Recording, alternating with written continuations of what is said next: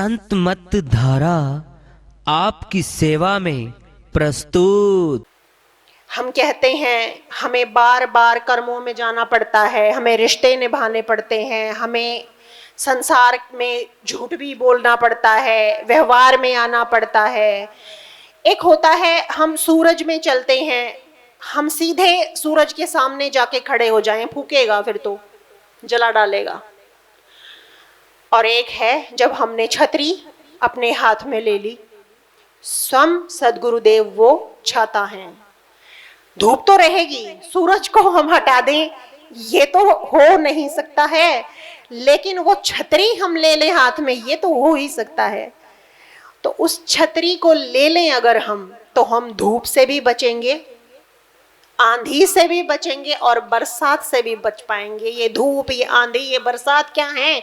ये हैं वो पाप कर्म जो हम इकट्ठा करते हैं अपने व्यवहार से, जो झूठ हम बोलते हैं, इससे निभाना है, उससे निभाना है, और उसके लिए हमें झूठ बोलना, पाप करना। अगर हमें परिवार को चलाना है, हमें 2 नंबर के पैसे भी कमाने पड़ेंगे, हमें पड़ोसियों से झूठ भी बोलना पड़ेगा। वो झूठ जो हम इकट्ठा करते रहते हैं, जो अनिवार्य है आज, उसी से वो सूरज है आज हमारे लिए, वही है वो आंधी, वो बारिश, वो धूप। कम से कम छाता तो लिया जा सकता है, पूरी धूप ना लगे, बच सकें। वो शील्ड, वो जब भी हम हमारी जिंदगी में पाप, झूठ, वो ग्रहण है जो हमारे आत्मा रूपी सूर्य को निगल जाता है। उस ग्रहण से बचने के लिए अपनी आंख के सामने सतगुरु नाम रूपी एक्सरे तो लगा ही सकते हैं कि हम उस आत्मा का प्रकाश भी ले लें और हम अपने पापों से भी बच पाएं। अपने ग्रह में रहना सबसे जरूरी है। उसको छोड़ के आप चाहे बच्चों के घर में रह लो, कैसे है बच्चों के पति के घर में रहना, नौकरी के घर में रहना, जो उसकी याद है, जो उसका सिमरन है, जो उसमें बिताया हुआ वक्त है, वो हमने उन्हीं में रह लिया। वो वक्त हमने अपने ग्रह में नहीं जिया, वो वक्त वहां बिता दिया, और जहां वक्त हमने बिता दिया वही हमारा सच्चा घर है। अब हम वो वक्त कहाँ बिताना चाहते हैं, ये कंप्लीटली हमारे ऊपर है। चुनाव की पूर्ण आजादी हमें दे के भेजा गया है। साफ बता दिया जाता है, समय समय पर संत आते हैं, समय समय पर सद्गुरु आते हैं, समय समय पर सत्संग होते हैं, झंझोड़ा जाता है, बताया जाता है कि कुछ है जो अभी बचा है, पूर्ण नहीं हुआ। जब तक तेरी सांस है तब तक जाग जा, जागो रे जिन जागना, अब जागंडी बार, फिर क्या जागे नानका, जब सोवे पांव पसार। इससे पहले कि पांव पसर जाएं, जाग जाओ। उस मोह रूपी निद्रा से, उस मन रूपी निद्रा से, उस शरीर रूपी भांग से, उस नशे को उतार के अपनी आत्मा में स्थापित होने का वक्त आज है और अभी है। जो आज नहीं कर पाता उसे मौका बार बार नहीं दिया जाता, क्योंकि याद रखिए पाप कमाने के अवसर मुड़ मुड़ के आएंगे, बार बार आएंगे, खींचेंगे आपको, आजा मैं तेरे लिए तैयार हूं। लेकिन वो परमात्मा आपको आवाज लगा के अपने घर में बुलाएं, ऐसा मौका बार बार आता नहीं है। जब वो आवाज लगाएं और हम ना आए, हमें माफी भी नहीं मिलेगी। वो तो छोड़ दो, हमें वो बुलाएं और हम तब भी उनकी तरफ ना जाएं, इससे बड़े बेवकूफ और मूर्ख हम कहां होंगे। हमारा जो धर्म था, वो ध्रुव थे, देखो आज स्थापित हैं गगन में, आज तक हमें उनका नाम याद है। हमारे तो पता नहीं कितने बच्चे हुए, आए और चले गए, पर ध्रुव और प्रहलाद, वो सही समय था। वो 5 साल के जाग गए, वो 11 साल के जाग गए, वो सही वक्त था, वो जाग गए और डरे नहीं, और भक्ति करके आज तक ध्रुव तारे अमरता में जगह हासिल कर गए। हमारी उम्र हमें ये इजाजत ही नहीं देती। अभी बच्चे पैदा करने हैं, अभी बड़ा करना है, अभी फर्ज बाकी हैं। उस फर्ज का क्या जो हम निभाने आए थे। हम जैसे गृहस्थी पता नहीं इस दुनिया में कितने आए कितने चले गए, कोई नाम भी याद नहीं रखता।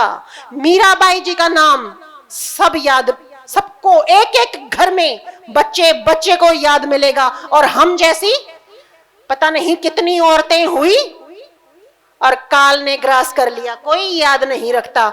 इतने बच्चे पैदा होते हैं और चले जाते हैं, पर ध्रुव और प्रहलाद का नाम जिस श्रद्धा और भक्ति से लिया जाता है, तो फर्क क्या है? क्यों हम ये कह देते हैं कि अभी सही वक्त नहीं आया है, अभी इंतजार करेंगे, जब सही वक्त आएगा तब जाएंगे। मेरा कहने का मतलब सिर्फ यही है, सही वक्त बहनों और भाइयों वही होता है जब आपके कानों में उस सदगुरु की तरफ से पहली पुकार आ पड़े। हमने पढ़ा है, हमने सुना है, सदगुरु कबीर कहते हैं कि मैं 3 मौके देता हूं। पहला मौका, सबसे जो पहला मौका लेके जो भक्त सदगुरु की शरण में आ जाए उसे मैं तारूंगा, क्योंकि उसने, वो तो खैर है ही, जिसके अंतर से पुकार आई वो तो सबसे पहला है। जिसके अंतर से उसकी आत्मा ने कचोटा और वो अपने आप ढूंढता हुआ चला गया, उसको तो जरूर तारूंगा। फिर दूसरा वो भी है जो मेरे बुलाने से आ जाए, कोई बात नहीं, संसार है, कर्म है। फिर दूसरी आवाज फिर लगाऊंगा, कब? जब जवानी आएगी। एक आवाज हमें बचपन में मिलती है, एक पुकार, दूसरी पुकार हमें जवानी में मिलती है, और तीसरी पुकार हमें बुढ़ापे में मिलती है, जो तब भी नहीं जागेगा तो सदगुरु क्या करेंगे? 3 पुकार होने के बाद भी जो नहीं आएगा, जो सदगुरु की शरण में नहीं बैठेगा, उसे तो काल में ही जगह मिलेगी। क्यों हम अपने लिए वो चुन नहीं पाते जो सबसे अच्छा है?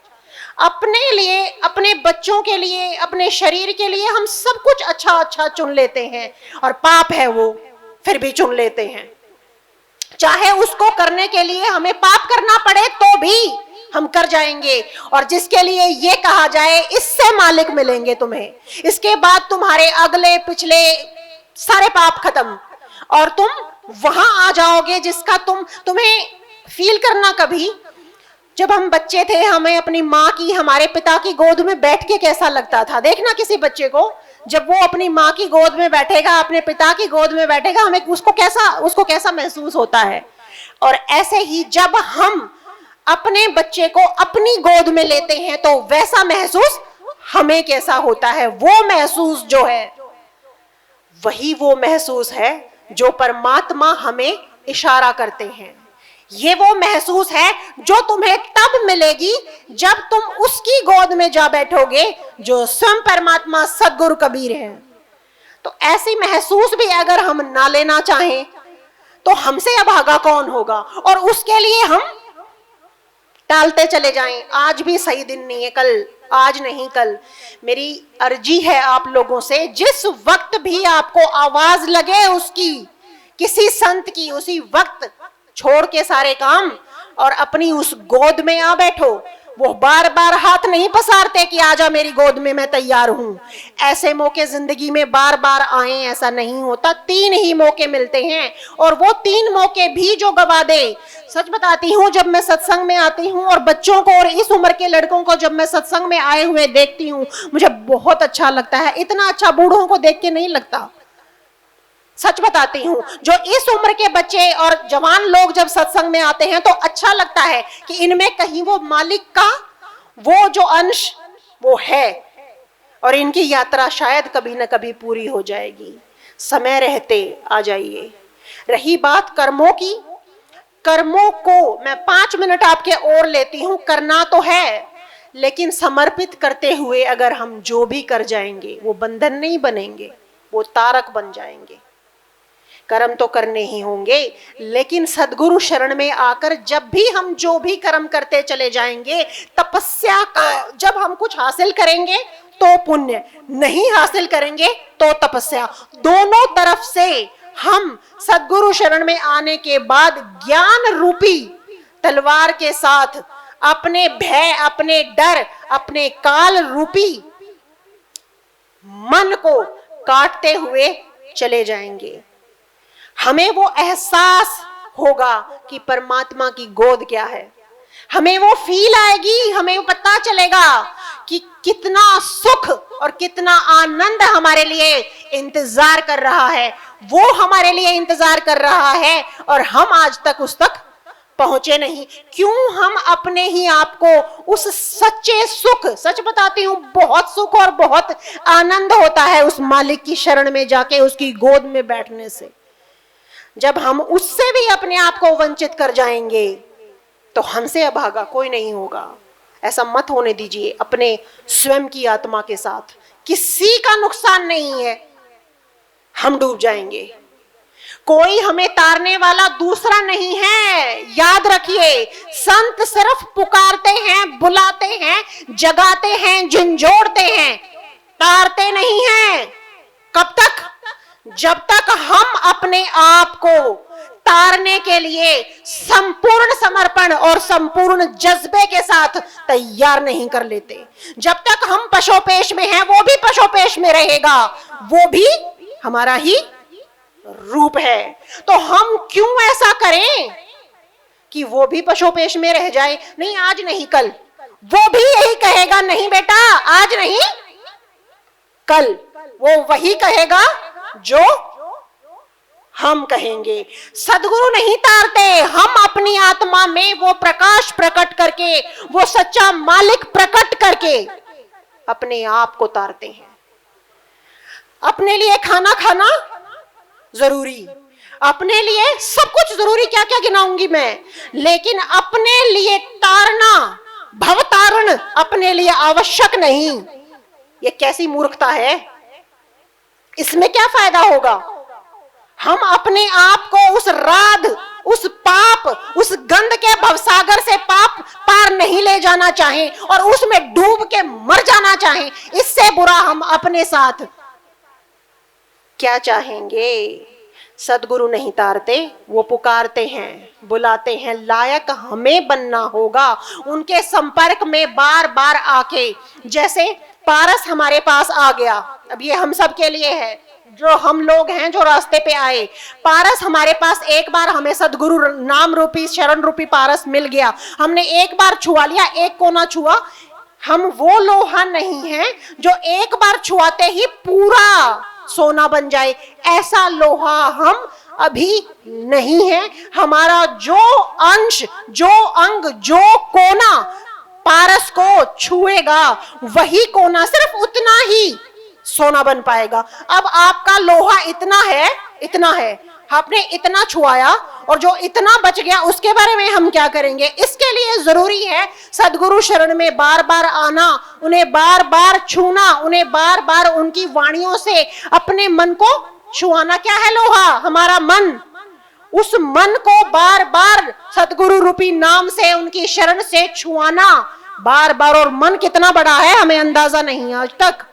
इतना बड़ा है कि वो पारस थक जाएगा, मन सोना बनते बनते रह ही जाएगा।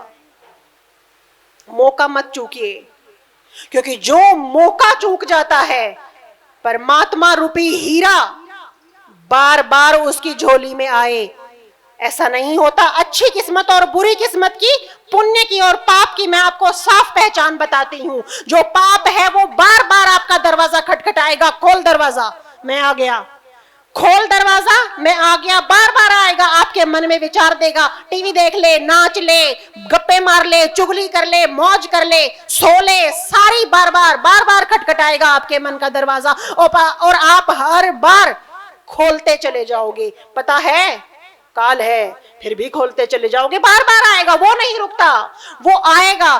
पर सदगुरु रूपी जहाज, नाम रूपी नौका एक बार आती है, एक बार वो दर्द आपके सीने में पैदा करती है कि हूं मैं, मुझे अपना। और अगर वो मौका आपने चूक दिया तो यकीन मानिए वो मुड़ के नहीं आएगा।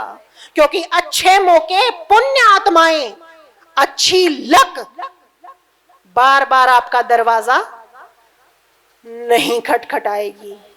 इसलिए अपने आप को अगर मालिक के चुनाव में लाना है, मालिक चुनते हैं अपने लिए, मालिक चुनते हैं अपने भक्तों को।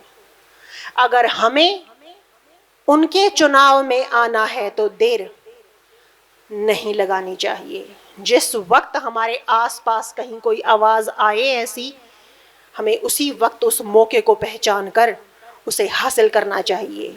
इस सूरज की तपती गर्मी में वो छाता, वो नाम रूपी छाता, वो सद्गुरु रूपी नौका हमें हासिल कर लेनी चाहिए, ताकि इस पाप के भवसागर से हम पार जा सकें। प्रेम से बोलिए श्री सद्गुरुदेव महाराज की